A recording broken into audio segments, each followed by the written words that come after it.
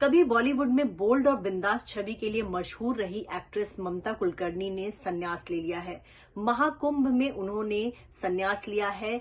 अब वो बॉलीवुड तो उन्होंने छोड़ ही दिया है, सांसारिक मोह माया और रिश्ते नाते तोड़कर वो पूरी तरह से संन्यासिनी बन गई हैं। उन्हें किन्नर अखाड़े की महामंडलेश्वर बनाया गया है और उनका नया नाम श्री यामाई ममता नंद गिरी हो गया है। ममता कुलकर्णी ने आज महाकुंभ में अपना पिंडदान किया, उन्होंने संगम में स्नान किया, उनका पट्टाभिषेक हुआ और उसके बाद से अब वो संन्यास की राह पर चल पड़ी हैं। पिछले 2 दिनों से उन्होंने कुछ वीडियोस अपने पोस्ट किए थे जिसमें वो भगवा वस्त्र धारण किए हुए दिखी और अब ममता कुलकर्णी पूरी तरह से भगवा वस्त्र पहनेंगी और एक संत की तरह जीवन जिएगी और वो जो है सनातन धर्म को आगे बढ़ाने का काम करेंगी। ममता कुलकर्णी 1 महीने पहले ही मुंबई लौटी और उसके बाद से वो चर्चा में आ गई थी। उन्होंने कहा कि 25 साल बाद वो मुंबई आई हैं। ममता कुलकर्णी लंबे समय से विदेश में रह रही थी और 25 साल बाद जब वो इंडिया आई तो बहुत खुश थी, बहुत इमोशनल दिख रही थी और उन्होंने कई इंटरव्यूज भी दिए और अपने बारे में कई सारी बातें शेयर की। बॉलीवुड में ममता कुलकर्णी की शुरुआत तिरंगा फिल्म से हुई थी। इससे पहले उन्होंने साउथ की एक फिल्म में काम किया था। इसके अलावा आशिक आवारा और करण अर्जुन जैसी हिट फिल्में भी उनके खाते में रही। आमिर खान के साथ फिल्म बाजी में वो नजर आई थी तो अक्षय कुमार के साथ सबसे बड़ा खिलाड़ी में ममता कुलकर्णी ने 90 के दशक की कई सारी हिट फिल्मों में काम किया, लेकिन बाद के दिनों में उनका करियर ढलान पर आ गया। साल 2002 में उनकी आखिरी फिल्म आई थी। आपको बता दें कि फिल्म चाइना गेट को लेकर ममता कुलकर्णी बहुत विवादों में रही। कहा जाता था कि छोटा राजन के साथ उनके संबंध थे और जब राजकुमार संतोषी उनको फिल्म चाइना गेट से निकालना चाह रहे थे तब छोटा राजन के धमकी भरे कॉल राजकुमार संतोषी को आने लगे थे और उनको जबरन फिल्म में रखना पड़ा।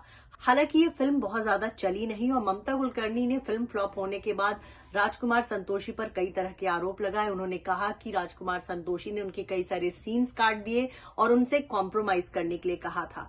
यही नहीं, ममता कुलकर्णी उस समय भी चर्चा में आई जब 1993 में उन्होंने स्टारडस्ट मैगजीन के लिए टॉपलेस फोटोशूट किया था। उस फोटोशूट के बाद से उन पर केस हो गया था और महिला संगठनों ने उनके खिलाफ विरोध प्रदर्शन किए थे।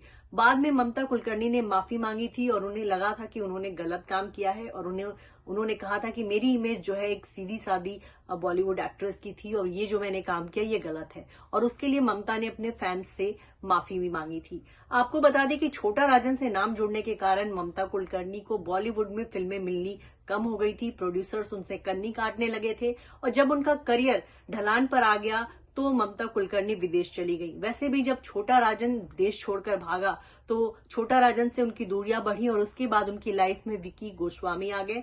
विकी गोस्वामी के साथ वो दुबई और केन्या में रही और इन दोनों पर यह आरोप लगा कि केन्या में रहते हुए ये ड्रग्स बेचने का काम करते थे। 2000 करोड़ के इंटरनेशनल ड्रग्स केस से इनका नाम जुड़ा। उसके बाद ममता कुलकर्णी को भारत में भी भगोड़ा घोषित कर दिया गया। ड्रग्स केस से जब ममता कुलकर्णी का नाम हटा उसके बाद वो इंडिया आई और फिर उन्होंने बताया कि ये केस में उनका नाम गलत तरीके से फंसाया गया था। ममता कुलकर्णी 1 महीने पहले ही इंडिया आई और अब महाकुंभ में जाकर के उन्होंने संन्यास ले लिया और अब वो पूरी तरह से सन्यासिनी का जीवन जिएंगी, सादा जीवन जिएंगी और सनातन धर्म को आगे बढ़ाने का काम करेंगी। वो दूसरे लोगों को जो है सनातन की शिक्षा देंगी और किन्नर अखाड़े से वो जुड़ी रहेंगी। किन्नर अखाड़े में एक तो किन्नर लोग भी होते हैं, दूसरे नर और नारी भी होते हैं और इस अखाड़े में जो है वो जुड़ी रहेंगी। इसकी वो महामंडलेश्वर होंगी और मुंबई में रहते हुए ही वो हिंदू धर्म को आगे बढ़ाने का काम करेंगी। फिलहाल ममता कुलकर्णी की प्लानिंग है कि वो अयोध्या भी जाएंगी, काशी विश्वनाथ भी जाएंगी और साथ ही महाकुंभ में भी वो कुछ समय तक रहेंगी।